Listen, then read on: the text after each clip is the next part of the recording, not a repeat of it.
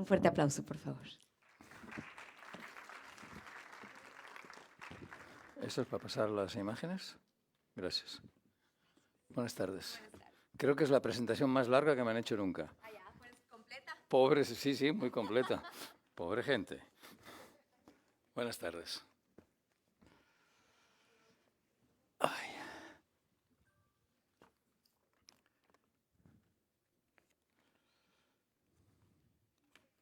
Creo que es la última del día, ¿no? Bueno, del día no, de la mañana.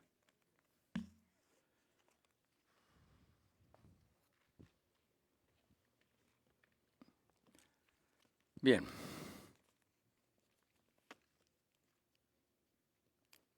¿Este no funciona entonces? ¿O funcionan los dos? Los dos funcionan. Muy bien. Bien, estamos ante un tianguis realmente extraordinario. Como decía el gobernador ayer, es el tianguis más planeado y más comentado de todos los tiempos, porque claro, se planeó 3 veces. Y como consecuencia de ello, los temas de las conferencias han ido cambiando, han ido evolucionando. Esta es una conferencia en la que me pidieron que hablara de la importancia del turismo sostenible o de la sostenibilidad en el turismo, como quieran. Obviamente voy a hablar de eso, si no los decepcionaría a ustedes, pero no con el carácter que los que me lo propusieron querían, no con el enfoque que se le está dando últimamente. Yo no voy a criticar ninguna de las intervenciones de ayer en la inauguración. Dios me libre, no es mi trabajo ni mi posición, pero sí voy a intentar completarlas, sí voy a intentar ampliarlas, porque creo modestamente, humildemente, que no es suficiente. Apretando el botón central, pues no cambia. Ya. Bien. Cuando hablamos de sostenibilidad, hablamos de la vida misma. Por tanto, es muy difícil en 45 minutos o 50 explicar qué es la sostenibilidad. Necesitaríamos días enteros. La sostenibilidad es la vida. Es todos los aspectos de la vida. Desde las cosas más sencillas, como puede ser lo que cada día generamos en basura, hasta el amor más profundo. Todo tiene un concepto de sostenibilidad. Y aún así, la sostenibilidad es algo obvio, algo que la humanidad debería aplicar todos y cada uno de nosotros. ¿Cuántas veces han leído ustedes escritos de Kennedy, de Tagore, de los grandes, Rabindranath Tagore, de los grandes maestros de la historia, en las que siempre hablan que nuestra obligación es dejar el mundo mejor de cómo lo recibimos? Que nuestra obligación es entender que el mundo es prestado de nuestros hijos y que en consecuencia se lo tenemos que dejar como mínimo mejor. La sostenibilidad, que ahora se ha convertido en la panacea de cualquier actividad turística, industrial, etc., significa dejar las cosas como están. No es suficiente. La verdad es que tenemos que dejar las cosas mucho mejor. Miren, gracias. Tuve una llamada telefónica hace 10 días aproximadamente, antes de venir acá. Había preparado una conferencia un poco diferente, pero esa llamada telefónica me movió y me hizo cambiar muchas cosas. Era muy temprano, por diferencia horaria eran las 6:50 de la mañana, hora de Barcelona. Y al teléfono estaba Francisco Alonso, uno de los mejores embajadores que México ha tenido nunca. Un hombre extrovertido, sumamente trabajador, simpatiquísimo. Yo creo que es una de las personas que he conocido en mi vida que más ríe siempre. Hola, Joan, ¿cómo estás? Buenos días. Muy bien, Pancho. ¿Y tú, qué tal? ¿Estás en Barcelona o en México? No, desgraciadamente estoy en Barcelona, ojalá estuviera en México. ¿Y tú dónde estás? Yo estoy en el país de la sostenibilidad. ¿Cómo? Que estoy en el país de la sostenibilidad. Pancho, ¿has bebido? No, no, no, no he bebido. Estoy en el país de la sostenibilidad. Entonces yo conocía un hecho que quizá ustedes no conocen. Y le dije de buena fe, ¿estás en las Islas Palau? ¿Estás? No, hombre, no. ¿Cómo estar en las Islas Palau? ¿Por qué me lo preguntas? Hombre, porque en el mundo del turismo se considera que las Islas Palau es el ejemplo, el ideal casi utópico de la sostenibilidad. Unas islas independizadas de Estados Unidos hace 26 años, 1994, 27, en las cuales tú no puedes acceder si no firmas una declaración jurada en tu pasaporte. La tienen allá. ¿Y qué dice la declaración jurada? Dice todas las normas que los niños entre 3 y 17 años de las Islas Palau redactaron hace unos 9 años. ¿Y qué dicen esas normas? Que usted se compromete a recoger cualquier plástico que tire, que se compromete a usar cristal o barro si puede evitar usar plástico, que se compromete bajo fuertes multas a no usar ningún tipo de bronceador, ningún tipo de protector si se va a meter al agua o al mar, explicando en cada caso cuáles los daños que producen los arrecifes colindantes. Es decir, un lugar donde la sostenibilidad ecológica es realmente absoluta. No me dejó terminar, me cortó mi explicación sobre las Islas Palau y me dijo, no hombre, no, yo estoy aquí, en la Expo Universal de Dubái, inaugurada hace un mes. Y en la Expo Universal de Dubái hay 3 grandes países, ambientes, distritos, llámele como quiera. Uno es el de la sostenibilidad, otro es el de la movilidad y otro es el de la oportunidad. Este es el impresionante edificio del distrito o país de la sostenibilidad.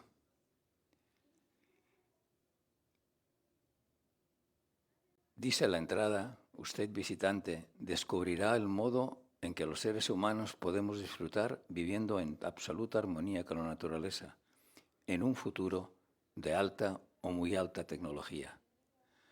Cada día que pasa, somos más las personas que tomamos un camino sostenible hacia un futuro en el que todos vivamos en equilibrio con nuestro único hogar, el planeta Tierra. Y a medida que unimos fuerzas, pequeñas acciones crecen hasta convertirse en movimientos globales positivos que ayudarán a las comunidades a proteger y preservar el mundo que los rodea. Es cierto, absolutamente cierto, pero no suficiente. No es suficiente porque todo el panorama de la sostenibilidad en el país de la sostenibilidad de Dubái está enfocado básicamente a la sostenibilidad ecológica y medioambiental, biodiversidad vegetal, biodiversidad animal. Y a lo largo de esta conferencia yo quedaré muy tranquilo y muy contento si les demuestro que esto es absolutamente insuficiente. Que lo que dijo nuestro presidente ayer es verdad, pero es la mitad del camino. La otra mitad es mucho más importante, muchísimo más importante. A lo largo de la conferencia lo veremos y al terminar lo logrado, entonces habrá valido la pena venir. El pabellón, distrito o país de la sostenibilidad tiene cosas que definen exactamente lo que les acabo diciendo, porque siempre vale más un ejemplo que 1000 palabras. ¿Qué presenta Brasil? Una cascada. ¿Qué presenta Chequia? Un desierto. ¿Qué presenta Singapur, curiosamente? Una selva tropical. ¿Qué presenta Alemania? Los aparatos tecnológicos de medición más sensacionales, y la famosa máquina que ya está operando en Reykjavik, capital de Islandia, que transforma el CO2 en bloques de piedra aptos para la construcción.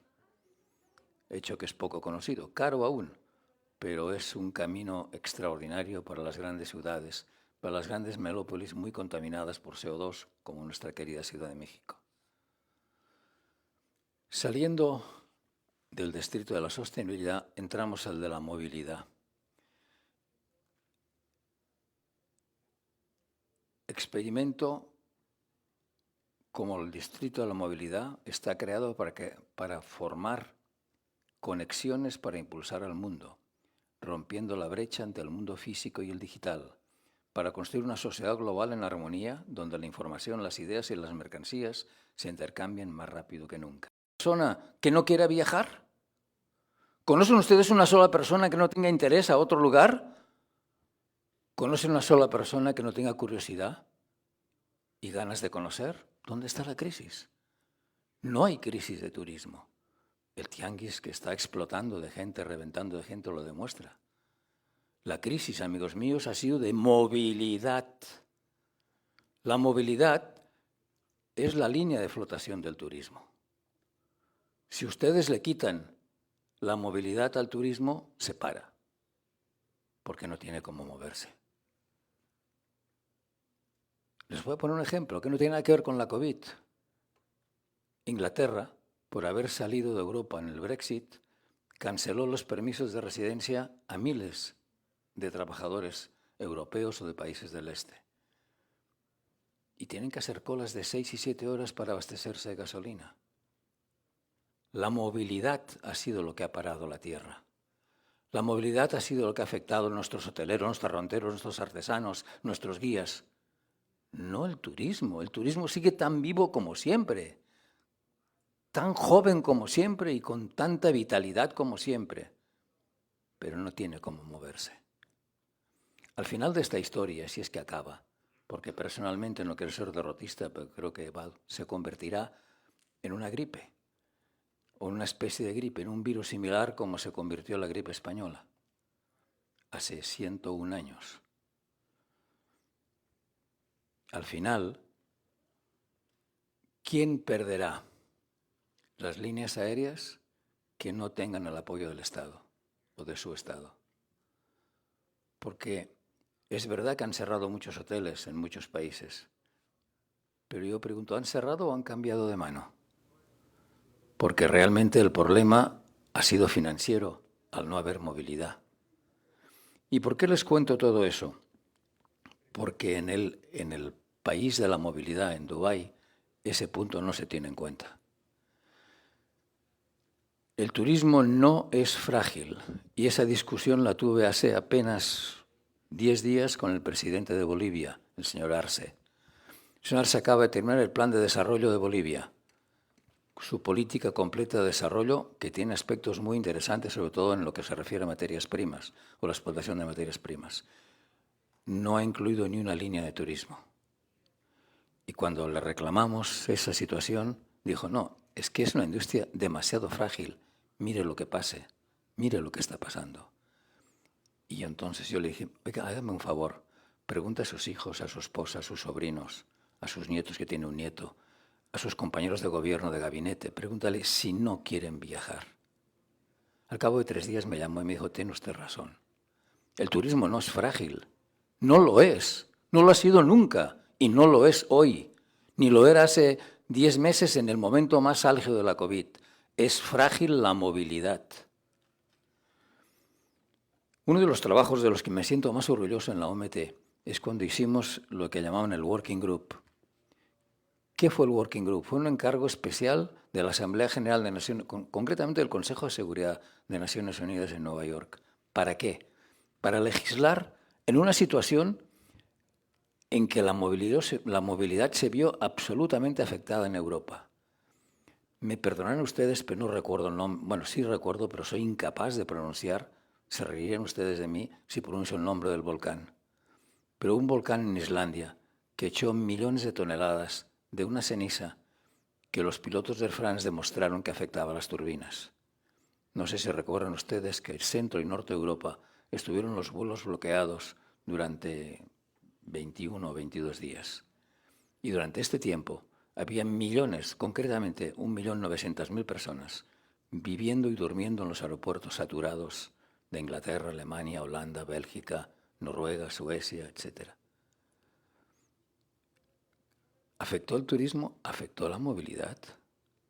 Y curiosamente, todos nos ponemos las manos a la cabeza diciendo, es que el turismo, pobre turismo. Oiga, es la movilidad lo que nos ha provocado. El Working Group, lo que se trataba entonces, que desgraciadamente no se ha aplicado ahora, era de ver cómo se legislaba para determinar cuando había una situación de ese tipo quién era el responsable. La compañía que ha llegado a Londres en vuelo de conexión, o el gobierno de Londres, o el gobierno inglés, o el gobierno de origen del pasajero que llega ahí, o la compañía que tenía que recogerlo para llevarlo a otro destino en conexión. Han pasado bastantes años del volcán islandés y este tema no se ha resuelto. Y sobre todo, no se resolvió con algo que debe predominar siempre en la relación del hombre, la generosidad. No se resolvió al principio de la COVID. ¿Se acuerdan los cruceros que no tenían puerto donde desembarcar? Eso es inadmisible. Bien, del país o distrito de la movilidad. Bueno, antes de seguir, voy a hacerles una aclaración. Yo no hago publicidad de Dubái, simplemente considero que es algo importante, pero a mí no me pagan nada por hacer publicidad de la Expo. Bien, el tercero es el distrito de la oportunidad. Ser testigo, cada uno de nosotros, de cómo nuestras vidas y acciones están absolutamente interconectadas, eso es lo que pretende demostrar el país de la oportunidad en Dubái. Conozca desde ahí a personas de todo el mundo que están transformando pequeños o grandes sueños y aspiraciones, como decía Lourdes, mi extraordinaria ponente anterior, y empoderarse para dar forma al futuro, liberando el potencial que las acciones, las ilusiones o el hombre lleva dentro. Y ahí entramos a México. El potencial, el poder turístico de México es brutal. Lo que dijeron ayer, Miguel, presidente, es absolutamente cierto. El poder turístico de México es brutal. Si nosotros ahora sentáramos a hablar cualquier viajero de cualquier parte del mundo, cualquiera, incluso los jóvenes ya, que antes buscaban otros objetivos, y les preguntamos cuáles son, dígame, de 5 alternativas, cuáles son las 2 más importantes del motivo de su viaje. El 92.7% contesta cultura y natura. Esto lo ha hecho Princeton, lo ha hecho Oxford, lo ha hecho Cambridge, lo ha hecho la Universidad de Valencia. Hay muchos que han hecho esas estadísticas. El resultado es parecido en todos los países. Cultura y natura.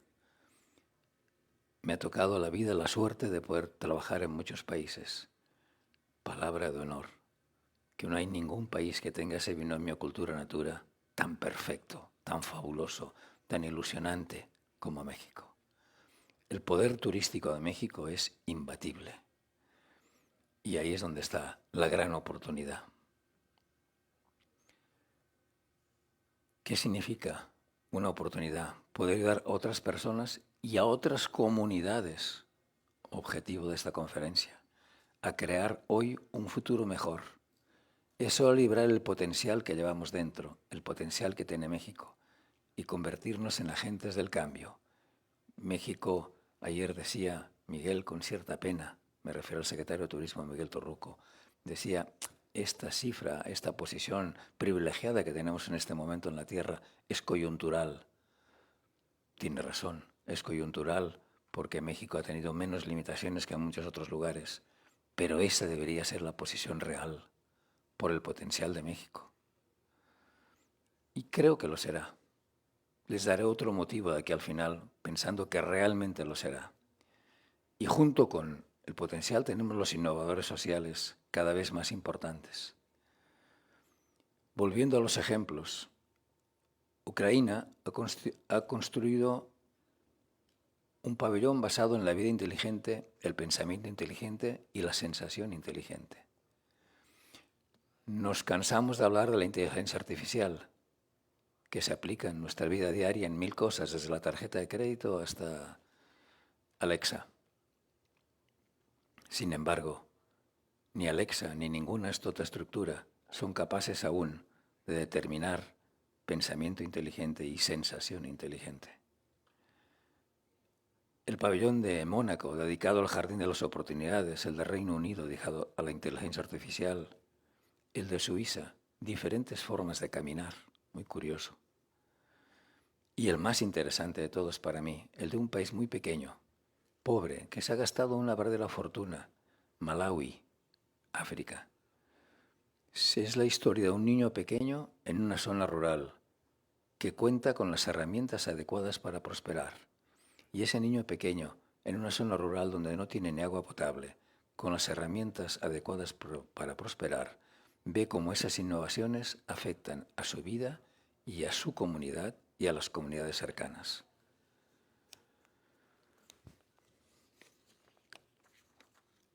El poder turístico de México. No es necesario que se lo explique, todos los que están aquí lo saben. De las monarcas y los purépechas a las aldeas mayas. De los coras y los huicholes a las rocas vivas de Bacalar.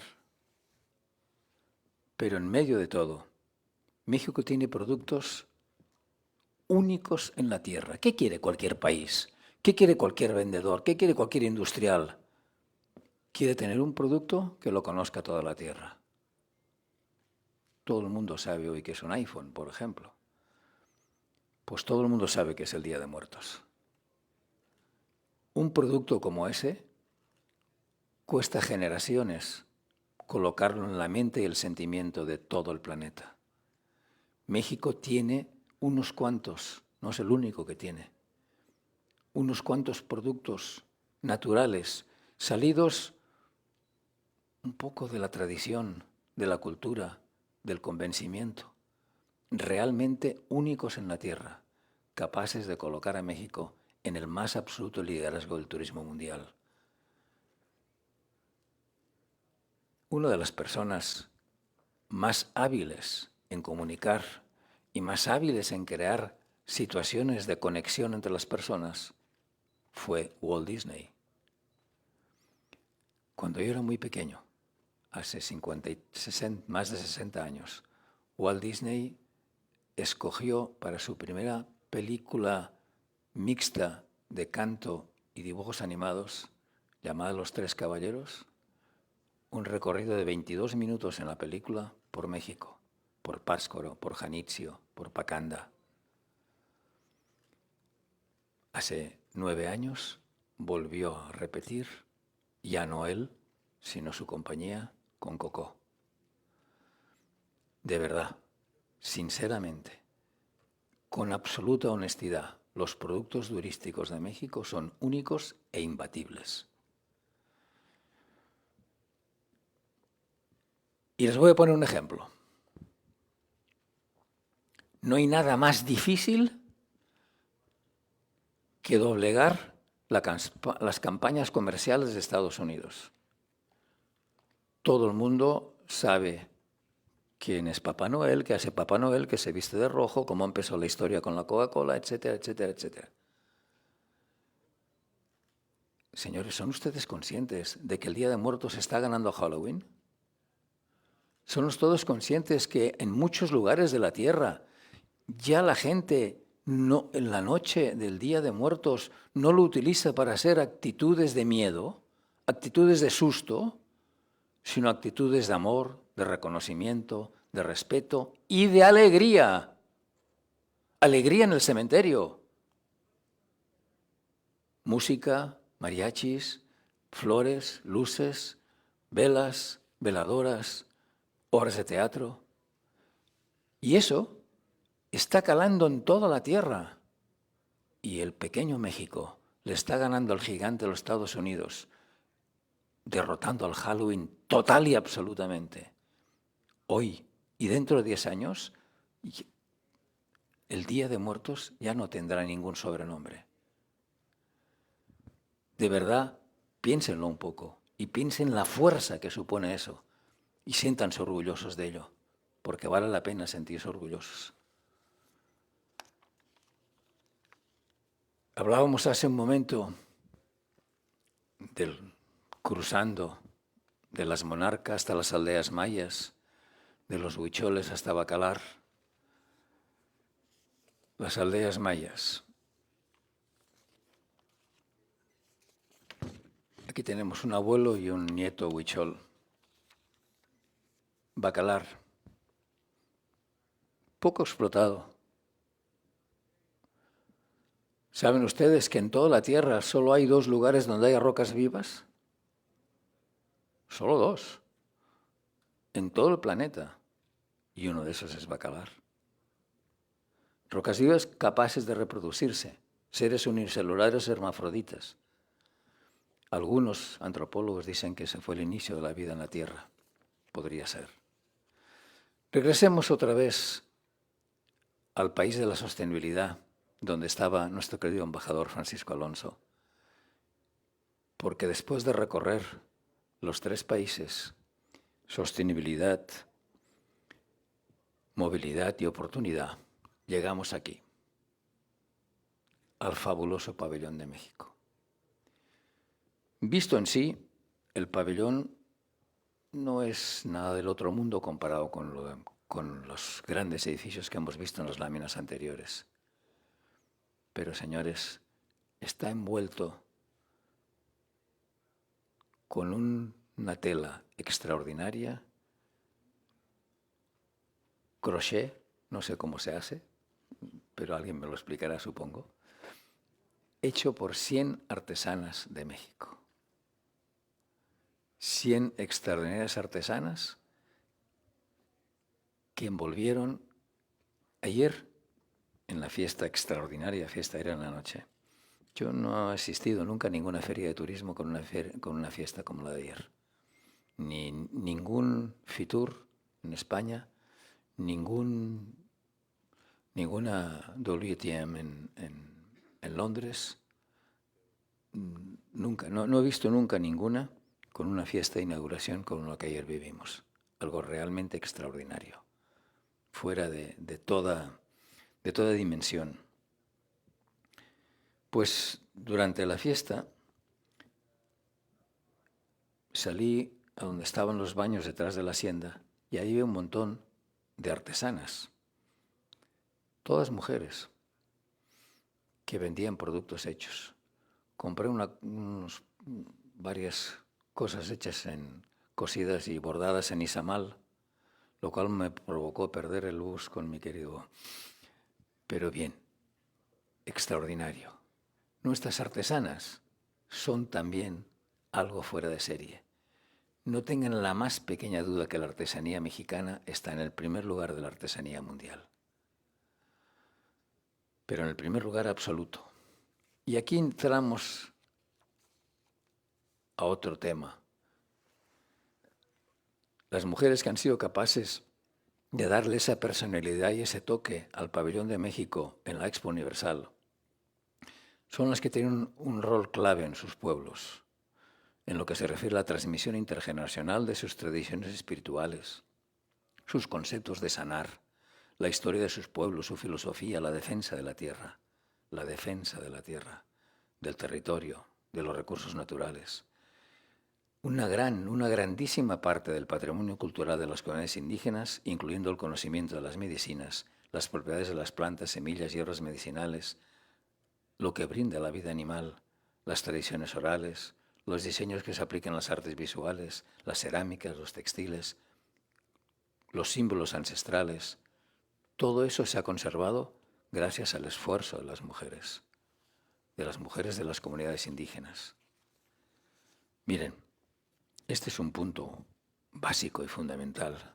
Debe ser un orgullo y un conocimiento para Latinoamérica.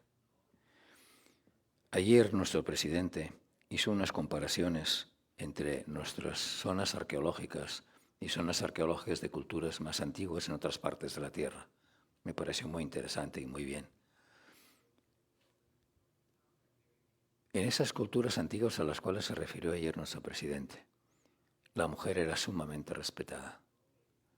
La mujer ocupaba lugares de predominio en Babilonia, en Asiria, en Fenicia, en Grecia, en Roma, en Bizancio. El mismo lugar de predominio, de transmisión de conocimiento intergeneracional que ocupaban las comunidades de Latinoamérica. Y así empezó el inicio de la Edad Media. Pero en un momento determinado de la Edad Media, eso cambió radicalmente en Europa. Y cualquier mujer que sabía sanar, cualquier sanadora, era considerada bruja. Cualquier mujer que tenía conocimientos de botánica, de medicina, era considerada bruja. Cualquier mujer que quería estudiar era marginada. Y la mujer empezó a estar en un nivel que ha costado casi 9 siglos superar. ¿Y saben dónde no pasó eso? En las comunidades originarias de América Latina, donde la mujer siguió teniendo su fuerza, su predominio, y lo tiene aún hoy. Y si no, recorran los pueblos de Oaxaca y verán. Ese es un punto muy importante del que no se habla casi nunca. Mientras en Latinoamérica, a pesar de las enfermedades que diezmaron la población, las mujeres seguían manteniendo esa información, ese conocimiento de transmisión intergeneracional de madre a hija, de abuela a nieta. En Europa, la persecución a las mujeres era terrible. A las mujeres que querían aprender, que sabían o que no aceptaban la forma de actuar o de ser. Muchas de esas informaciones se han ido transmitiendo. Y hoy tenemos, por ejemplo, los trabajos increíbles de los huicholes y muchos otros.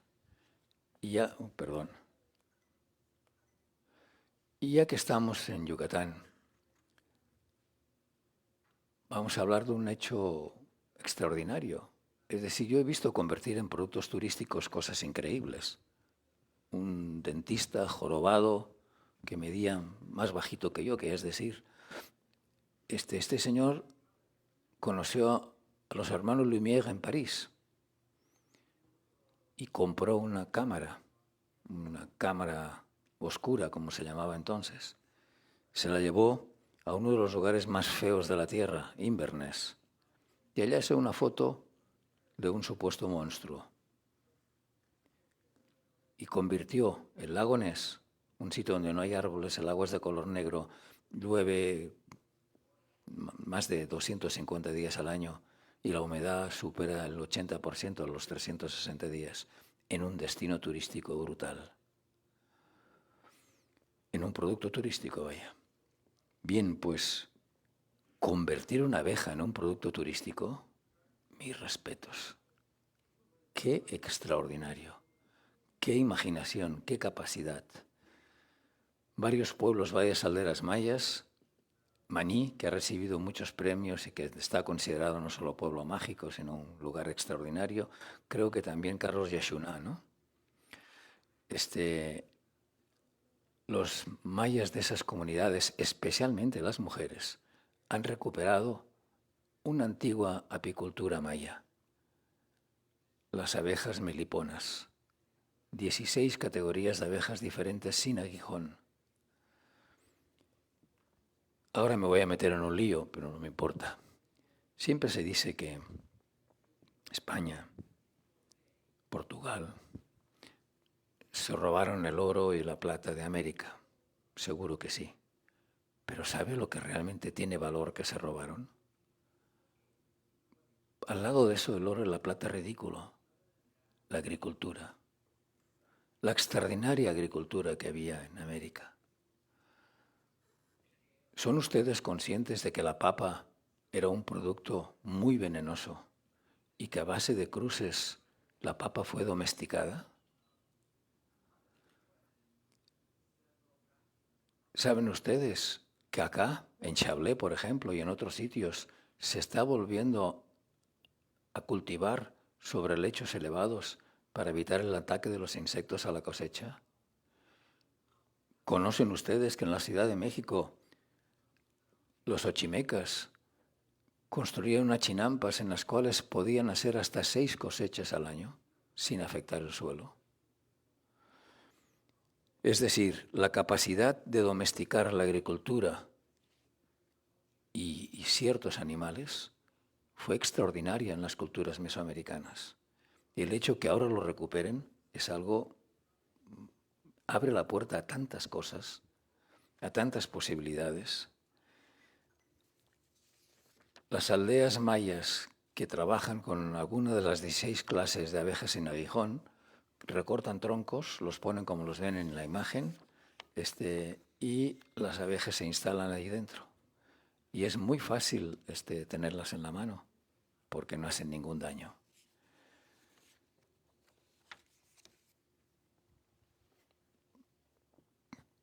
Hace unos días, precisamente el Día de Muertos, el Rockefeller Center organizó una exposición de diferentes artesanías en el mundo relacionadas con el inframundo o con los muertos. Dos de esas piezas, pero básicamente una de ellas, ha tenido tanto éxito y tantas visitas que el secretario general de Naciones Unidas se presentó, primero pidió permiso al gobierno de México y luego se presentó ante el Rockefeller Center y los organizadores de la exposición para que este alebrije fuera sacado del Rockefeller Center, colocado a la puerta de Naciones Unidas, con una placa enorme que no sé por qué no ha salido en la fotografía, que dice que este alebrije, hecho por los artesanos mexicanos de Oaxaca, será, desde el día que se instaló hace una semana y para siempre, el guardián de la paz y la seguridad internacional. Fíjense si tiene valor lo que hacen nuestros artesanos.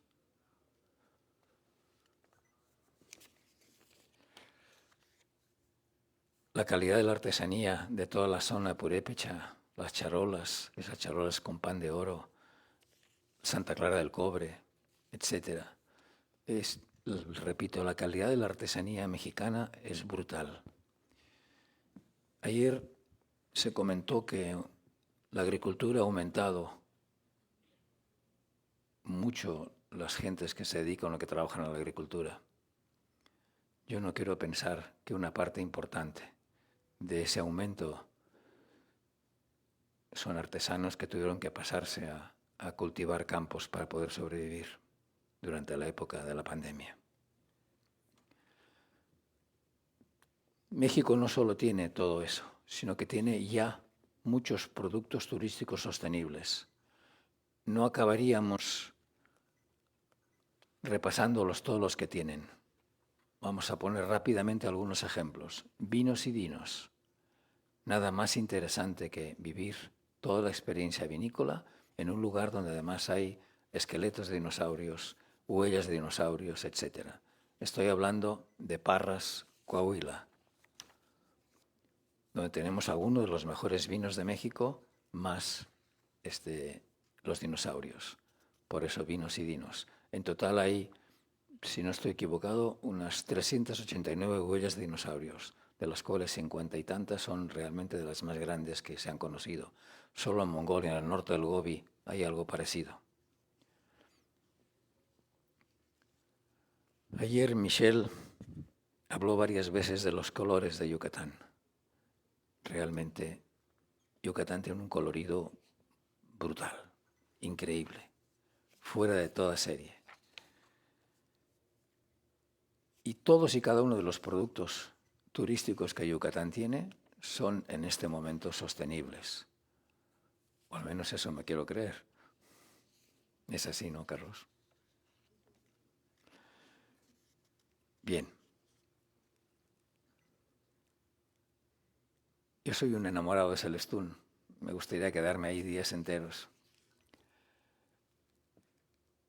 Esto supongo que casi todos lo conocen, pero me pregunté a unas personas antes de entrar y me conté con la sorpresa que no conocían el cráter de Chicxulub. Ya sé que es difícil verlo desde abajo, hay que estar un poco alto para poderlo ver, como sucede con las líneas de Nazca en Perú. Pero no era eso lo que les quería comentar. ¿Ven ustedes basura en el cráter?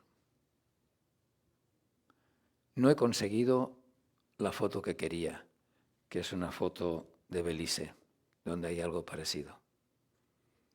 Me gustaría que alguno de ustedes la bajara de internet y viera las manchas de petróleo que hay en el cráter de Belice.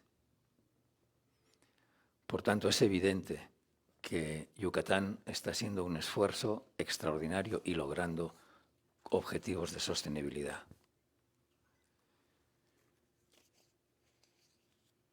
Y ahora entramos en los puntos clave. Obviamente estamos en Yucatán. Y obviamente ayer una y otra vez se nos dijo la importancia de nuestro patrimonio arqueológico, nuestro patrimonio histórico. No hay ninguna duda, ninguna, de que tenemos uno de los mejores o quizá el mejor patrimonio. Yo no estoy en contra del patrimonio histórico ni arqueológico. Cuando hice el inventario del patrimonio turístico nacional, con Primitivo Sánchez, desgraciadamente fallecido, identificamos 64.000 zonas arqueológicas. Cuando fuera de México cuento que en México hay 64.000 zonas arqueológicas, creen que he fumado algo. No se lo creen. Pero es así, señores, es verdad. El INAH controla aproximadamente unas 45.000. ¿Qué quiere decir que controla? Que las tiene vigiladas, supervisadas, etcétera, etcétera. Las otras, algunas son de difícil control, por ejemplo, los petroglifos que están en la Sierra Tarahumara de los Raramuris. Pero hay muchas comunidades que ellos mismos se encargan de vigilarlo y de protegerlo. También nos hablaron ayer de la influencia de la cultura maya tolteca. Es cierto.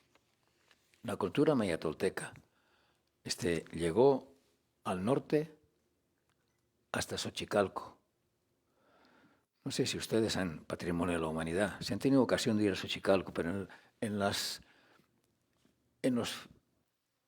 la parte de arriba, en lo que hay esculpido en la parte de arriba, la mayor parte de las figuras tienen una especie, luego en una lámina lo verán, una especie de serpiente que sale de la boca. Realmente no es una serpiente, es un dibujo. Eso tampoco existe en ningún otro lugar de la Tierra. ¿Y qué representaba? El número de lenguas que esa persona hablaba. Personas que se citaron en Xochicalco, mayas la mayoría, con motivo de un eclipse.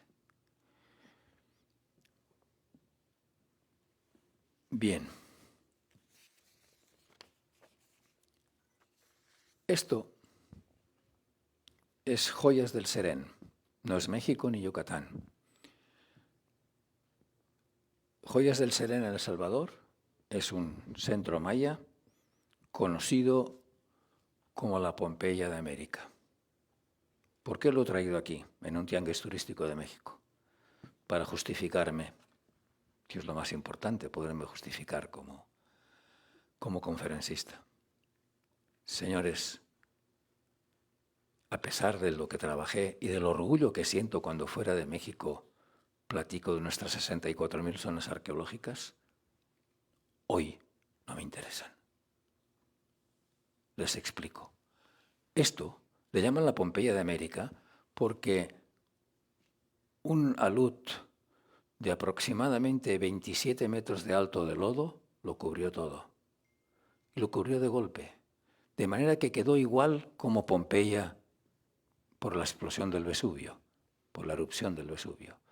Gente sentadas, que quedaron totalmente colgadas dentro del barro, los utensilios de las casas, de las chozas, quedó como dentro de un cofre, lo mismo que sucedió con Pompeya, por una erupción volcánica y en otro tiempo y en otro concepto. ¿Qué quiero decirles con eso? Quiero decirles que lo importante no es la piedra, sino la cultura y la gente.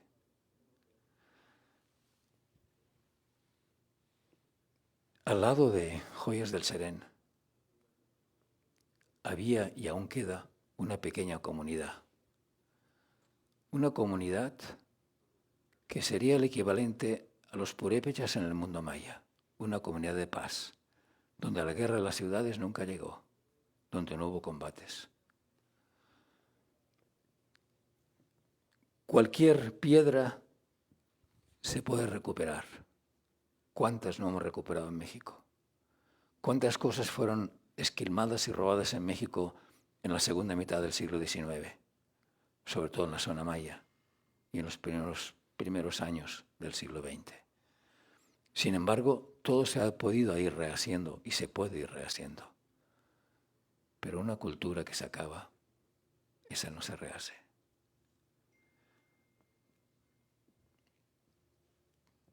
¿Son ustedes conscientes de que el mayor patrimonio de México son sus pueblos originarios? Aquí tenemos un ejemplo. La juventud de sus pueblos originarios.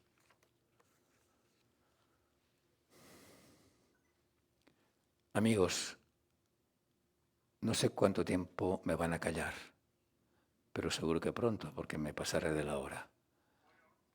Pero sepan ustedes que en el rato que llevamos hablando, han muerto más de 300 palabras. Cada 2 segundos muere una palabra en la tierra. Cada 2 semanas desaparece una lengua en el mundo. Y con esa lengua un pedazo de la historia humana, del conocimiento del hombre. Son estadísticas elaboradas por diferentes organismos de control de lenguas en extinción en la Tierra, por Naciones Unidas, por una universidad mexicana que ha trabajado muchísimo eso, que es la Universidad de Veracruz, por varias universidades norteamericanas, entre las George Washington. Señores, ¿son ustedes conscientes de que mientras estamos aquí sentados, 300 y pico de palabras han muerto? Nunca más nadie más las va a pronunciar. ¿Y lo que eso significa? ¿Son ustedes conscientes de que se han estado discutiendo de una manera, pues, sin generosidad y sin visión de futuro? 192 países de la Tierra en Glasgow, en la COP, para determinar el tema del cambio climático. Y que probablemente, como no se han puesto de acuerdo del todo, llegará a fin de siglo y habremos aumentado 1,5 grados, 1,75 grados, que parece poco, pero es una barbaridad. Pero permítame, se hablan 6.000 lenguas en la Tierra. De aquí a fin de siglo quedarán 2.500. 3.500 lenguas habrán desaparecido para siempre. Esa es la sostenibilidad que tenemos que buscar. Eso es lo que tenemos que luchar. Y México ahí es y debe ser un líder, porque tiene muchísimas culturas que defender y que mantener. En los últimos 10 años, en el mundo certificado por la George Washington y muchas otras universidades, han desaparecido más de 100 lenguas. 400 desaparecerán antes del 2024. Y 51 lenguas en la Tierra son habladas hoy, noviembre de 2021, por una sola persona. Cada 14 días muere un idioma. Repito, porque pone la piel de gallina. Cada 14 días muere un idioma. Y la UNESCO es un tema que ha trabajado mucho en ello y lo tiene muy claro. Lean las publicaciones de la UNESCO al respecto.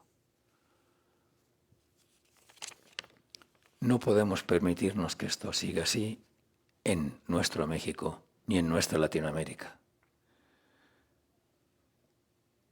Nelson Mandela repetía una y otra vez una frase de un poeta ganés. En África, la situación cultural es tan débil que cuando se muere un anciano desaparece una biblioteca. Cuando muere una lengua, amigos, las cosas divinas, estrella, sol y luna, las cosas humanas, el pensar y el sentir, no se reflejan ni nunca más en ese espejo que es la lengua. Cuando muere una lengua, todo lo que hay en el mundo, mares, ríos, animales y plantas, ni se piensan ni se pronuncian ya con los atisbos de los sonidos con que antes se pronunciaban.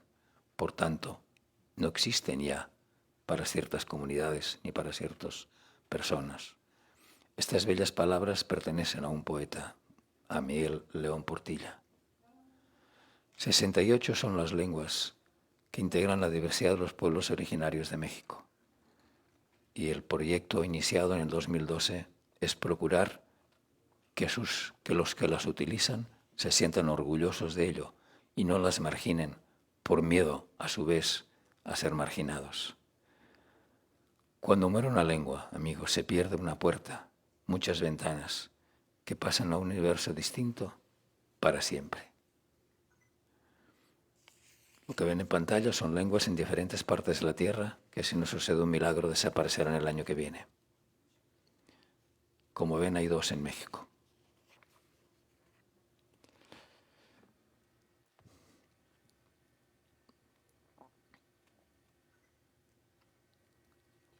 Aquí tenemos las lenguas que se hablan en el mundo, las que se hablan en México.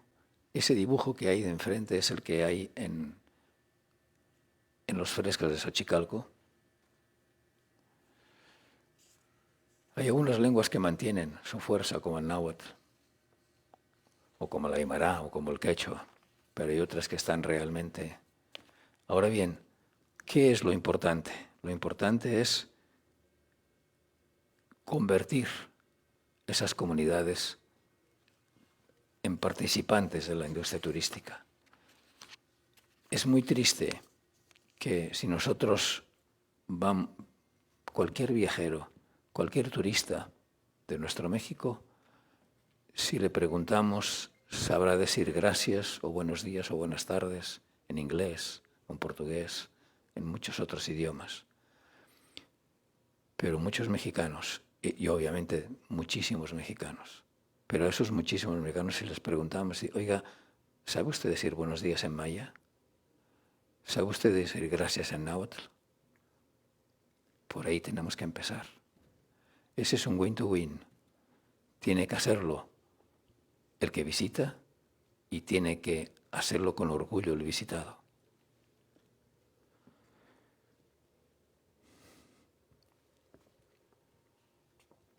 De las 32 entidades que conforman México, en las 32 entidades que conforman México se hablan 364 variantes lingüísticas. Se estima que en México hay 7.4 millones de personas de 3 años hacia arriba que hablan alguna de las lenguas indígenas. Las más habladas son el náhuatl, lógicamente, con 1.725.000 hablantes, seguido del maya con casi 1.870.000 y el quetzal con 557.000 aproximadamente. Las entidades, lógicamente, con mayor porcentaje de culturas indígenas, hablas indígenas, son Oaxaca, Chiapas y el Yucatán. Es una de las grandes maravillas del Yucatán. Lenguas que se están extinguiendo y posiblemente se extinguirán a principios del próximo año. En Baja California, el cual y el quiliba. En Campeche, aquí al ladito, el abacateco. El mocho en Chiapas, el ayapaneco en Tabasco, el nevajeño y el cachiquel en Quintana Roo. Y así podríamos ir una larga lista. Las culturas, las lenguas indígenas son manifestaciones que dan cuenta de la enorme riqueza cultural de México y que, aunque son consideradas lenguas nacionales con la misma validez que el español, sin importar los territorios, la localización y los contextos no se hablan, su número de hablantes disminuye dramáticamente. Uno de los objetivos de la sostenibilidad es recuperar, restablecer el equilibrio ecolingüístico. Aquí tenemos un mapa donde se ven, se intuyen las diferentes lenguas con sus territorios. Como vamos a ver, la mayor concentración está en el sur y sureste.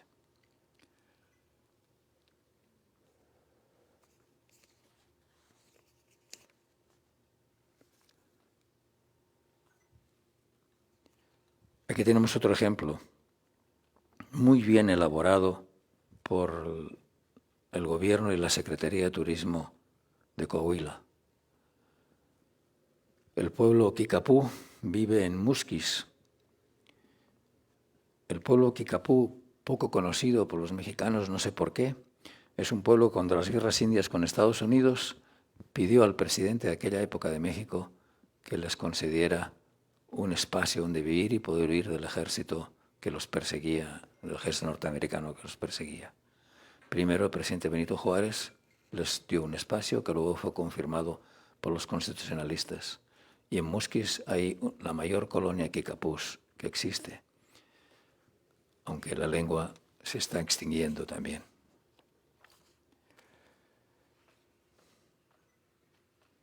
Estamos en el templo, en el monte Rushmore.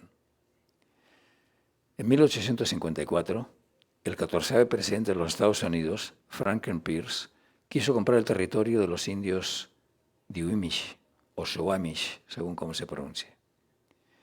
Lo que les voy a leer a continuación es un pequeño trozo de la respuesta que recibió del jefe Seattle.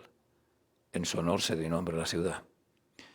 La tribu de los Duwamish o Suwamish habitaba todo lo que es hoy el estado de Washington, en la costa del Pacífico, parte del estado de Oregon y parte de la zona de Vancouver, en el sur de Canadá. Ese discurso, con una carta que escribió, que le fue entregado por el jefe Seattle al presidente de los Estados Unidos, Franklin Pierce, ha sido considerado ya definitivamente, después de 175 años, como uno de los más bellos y profundos pronunciamientos hechos jamás para la defensa del medio ambiente, para la sostenibilidad ambiental. Y repito, fue hecho hace 175 años. El hombre blanco trata a su madre la tierra como objeto que se compra, se explota y se vende, como ovejas o cuentas de colores. Su apetito devora la tierra, dejando atrás solo un desierto. Señor presidente, todo lo que le ocurra a la tierra le ocurrirá también a los hijos de la tierra. También los blancos se extinguirán, quizás incluso antes que las demás tribus. Contaminan sus lechos y una noche perecerán ahogados en sus propios residuos. Piense que esto se escribió y se pronunció en un discurso ante la Cámara en Estados Unidos hace 175 años, hablando de residuos ya.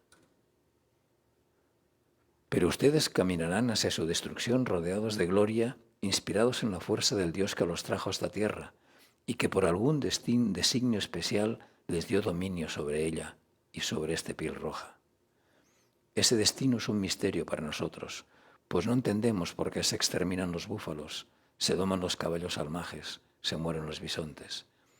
Se saturan los rincones secretos de los bosques con el aliento de tantos hombres y se atiborra el paisaje de las exuberantes colinas con cables parlantes. ¿Qué pasó con el matorral? ¿Está destruido? ¿El águila desapareció? Señor presidente, lo que usted quiere hacer significa terminar la vida y empezar la sobrevivencia.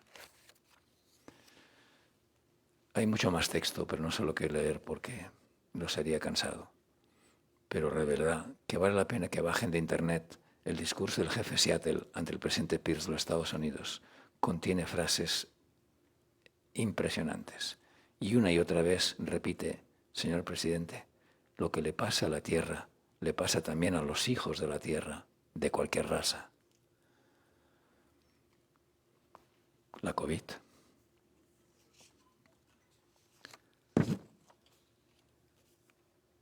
Creo que lo que hemos hablado de cambio climático es suficiente. Hay mucha ilusión por la recuperación del turismo, por el renacer del turismo, como con tanto ímpetu y pasión nos contaba ayer Michelle Friedman. Yo les he explicado a ustedes que creo que lo que está afectado no es el turismo, sino la movilidad. Y creo sinceramente que las líneas de bajo costo, low cost, como le llamamos, están seriamente condenadas. Creo que en los próximos 2 años, pasado este momento de inercia inicial, los costos de los boletos aéreos subirán de una manera espeluznante. No sé si conocen ustedes que en Europa la electricidad en todos los países de la Unión Europea ha subido más de un 300% en los últimos 5 meses. Es correcto, ¿no, Alfredo? Es eso, por ahí anda.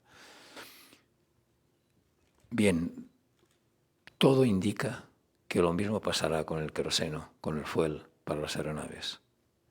Por una razón muy simple, porque durante la pandemia hubo cero demanda de petróleo o de combustible para los aviones. Muchos pozos se cerraron. México ha cerrado muchos pozos y muchos otros países cerraron pozos. Y las compañías petroleras no están invirtiendo o no han invertido en nuevos yacimientos, en nuevas exploraciones, en nuevas investigaciones, porque la tendencia mundial va hacia otro lado. Porque la gente cuando viene a comprar un carro empieza a pensar si lo va a comprar eléctrico. En consecuencia, como la tendencia mundial va hacia otro lado, hay un freno enorme ahí. Y ahora la explosión de una demanda como el fabuloso tianguis que estamos viviendo demuestra, hará que haya mucha más demanda que oferta. Y eso puede suponer un encarecimiento muy importante. No quisiera equivocarme, pero... perdón, al revés, quisiera equivocarme. Al extremo de que en algunos países, especialmente en el norte de Europa, Greta Thunberg, ustedes la conocen por sus campañas proclimáticas, ha desarrollado una campaña en la cual tiene muchísimos jóvenes que la apoyan, se llama Flixskam. Flixskam en sueco quiere decir la vergüenza de volar, por la contaminación. Lo mismo sucede en Venecia, en Florencia, en Barcelona. Todo en la Tierra. ¿Cuánto me queda? 5 minutos. Bien. Todo en la Tierra tiene una capacidad de carga. Desde una familia hasta una tienda, hasta un teatro, el turismo también. La sostenibilidad es directamente proporcional a la capacidad de carga.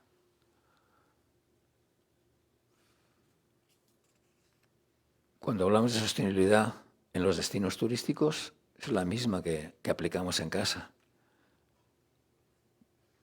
Mucha más que la que aplicamos en casa.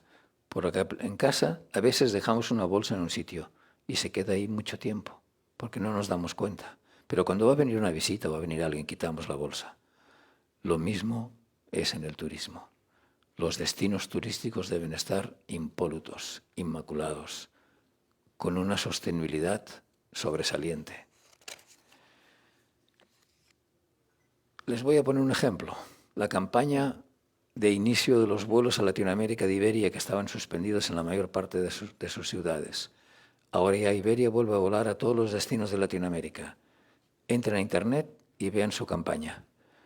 Ha puesto solo hoteles sostenibles. Hoteles arriba de los árboles, de madera, alimentados con placas solares y energías renovables. Esto es lo que hay en el anuncio que está en Internet de los nuevos vuelos de la reanudación de los vuelos de Iberia a toda Latinoamérica. Por tanto, incluso las compañías que les interesa más los vuelos a las grandes ciudades, lo enfocan ya desde la sostenibilidad.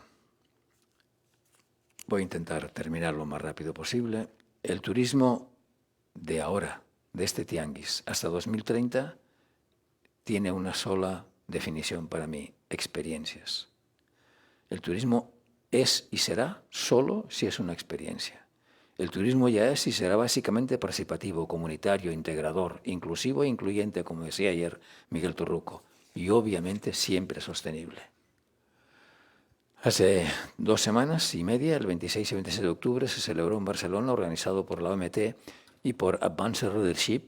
Advanced Leadership es una compañía norteamericana especializada en cumbres, que es la que organiza cada año la cumbre de Davos, la cumbre económica de Davos. Bien, se organizó una cumbre sobre el futuro del turismo. En esa cumbre se dijeron muchas cosas, vinieron más de 300 expositores. A mi lado se sentó el presidente de los municipios de Chile, la Federación de Municipios de Chile, Rafael Vera, un hombre muy dinámico. Los municipios de Chile están federados en un organismo y él es su presidente. Estaba sentado ahí y me iba haciendo comentarios. Y tenía un blog como este que tengo yo. Y le pidió: oye, ¿me haces un favor, Rafael? Claro. Ve poniendo un palito cada vez que alguno de los expositores dice que el turismo del futuro tiene que ser experiencia, que si no es experiencia ya no vale. En 2 días que duró, apuntó 527 veces, desde el SURAP, el secretario general de la OMT, pasando por Jaime Alberto Cabal, pasando por embajadores, por ministros, el ministro de Panamá, el ministro de Colombia, un montón de ministros, todos repetían una y otra vez: el turismo del futuro inmediato es experiencia o no es. Les quería leer el discurso del secretario, un trozo, obviamente, del discurso del secretario general en Naciones Unidas, pero me van a regañar, ya no me queda tiempo. Entonces solo les digo una cosa, se lo resumo en 2 palabras. El secretario general dijo: hemos sacado sobresaliente en algo extraordinario. La humanidad ha conseguido tener unas vacunas en un tiempo casi récord. Ha conseguido una investigación científica fabulosa. Por tanto, mis plácemes como secretario general de Naciones Unidas a todas las compañías, a todos los investigadores capaces de lograr el éxito que la ciencia humana ha logrado. Pero amigos, hemos suspendido, hemos sacado la peor nota imaginable en ética. Porque mientras hemos visto la imagen terrible de vacunas caducadas tirándose, hay 1.550 millones de personas solo en África que no han sido vacunadas ni la primera. Eso nos tiene que hacer reflexionar. Estamos ante una humanidad muy buena tecnológicamente, pero con duda, con mucha duda éticamente. Bien, termino con una pequeña anécdota personal. Anécdota personal porque desde que empecé esta conferencia estoy muy emocionado. Tenía mucho tiempo sin venir a México y traje a México a principios de los 70 a mi padre. Yo estaba trabajando ahí aquí como coordinador del SICATUR de la Organización de Estados Americanos. Traje a mi padre y mi padre vio crecer, vio nacer Cancún, conoció al papá de Armando Bojorquez, el señor Bojorquez, se hicieron amigos, conoció a Triganó, conoció a Savignac. Cuando tenía muy poco de llegado, antes de todo esto que les estoy contando, tenía 2 o 3 días de llegado. Él no quería venir. Su vida era un campesino de una montaña cercana a Barcelona que tenía una pequeña tienda, una tienda muy pequeña, a 100 metros de donde vivía. Y su mundo era ir de la casa a la tienda y de la tienda a la casa. Me costó mucho convencerlo que tomara el avión, etc. Vino. A los 2 o 3 días de haber llegado, me llamó y me dijo: hijo, ¿estás seguro de lo que vas a hacer? Estos son unos salvajes. ¿Qué, papá, qué dices? Pero si los salvajes somos nosotros. Acuérdate lo que vivimos en la posguerra. No, hijo, no. Papá, estoy enamorado de México. Es el amor de mi vida. Además, mis hijas van a nacer acá. No. ¿En qué te basas? Y me sacó una página del Heraldo de México con unas letras así que decía: con un burro en el metro. Me costó 1 hora y 3 días más de insistir, convencerlo que no es que nadie hubiera metido un burro al metro de la Ciudad de México, sino que era una mesa de planchar.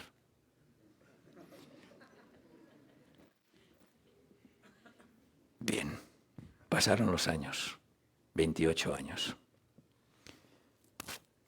Mi padre murió en julio del 2003, en la primavera del 2003. Íbamos a cenar 2 días a la semana sin falta. En una de esas cenas me dijo: hijo, tengo que pedirte disculpas y quiero que le pidas disculpas a tus amigos. ¿A quién, papá? ¿A los de México? Mira, hijo, la vida me ha enseñado que hay muchas clases de familia, muchos tamaños y muchas dimensiones de familia. Y tú te has integrado en una familia y te has integrado totalmente a México. Adoras México y quieres México. Yo los juzgué mal con aquella historia del burro, ¿te acuerdas? Sí, papá, pero eso fue una broma. No fue ninguna broma. Te pido disculpas a ti porque tu corazón está en México. Y Y quiero que les pidas disculpas a ellos. ¿Por qué saco hoy esto? Porque, amigos míos, pues parece que mi corazón no está muy bien. Por eso he estado ahora casi 3 años sin venir. Más que nunca en toda mi vida, en los 52 años que empecé a venir acá, medio siglo, nunca había estado tanto tiempo sin venir.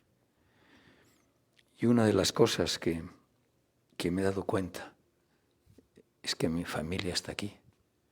Y mi familia es la familia turística. No solo hay la familia consanguínea, hay la familia de aquellas personas que comparten contigo ideales, ilusiones. Ramón Martínez Gasca es mi hermano, Carlos Ávila es mi hermano, Miguel Torruco es mi hermano. Y así podríamos seguir una larga lista de personas. Ellos son mi familia.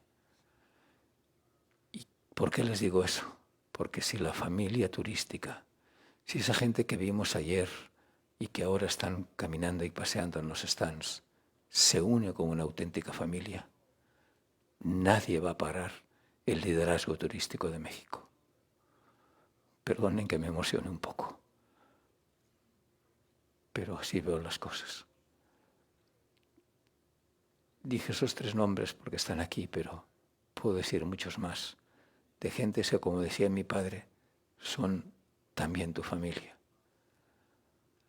Créanme, mantengan en la industria turística mexicana, que es y debe ser muy potente, la unión, la solidaridad, la cooperación, la participación, el conocimiento, el equilibrio, el respeto, la sostenibilidad en el origen y en el destino.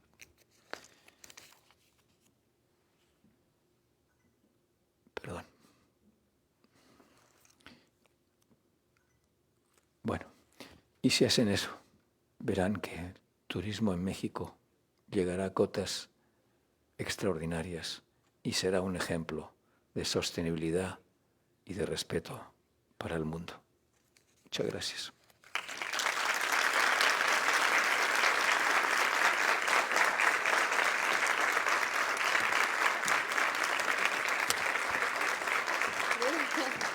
Gracias.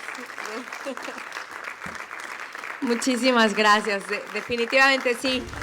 Merece esos aplausos de pie. Es una eminencia y ha sido un honor tenerlo aquí en el Tianguis Turístico de Mérida, de verdad. Le queremos regalar un detalle, si me acompañan, por favor. Claro. Es una luche que esperemos lo acompañe durante muchos lugares mágicos, a lo largo de muchos lugares mágicos y durante mucho tiempo. Claro. Y que haga mucha más magia por el bien del planeta. Gracias por todos los ejemplos que comparte, por toda la sabiduría que dejó con nosotros aquí. Gracias. Muchísimas gracias. Gracias.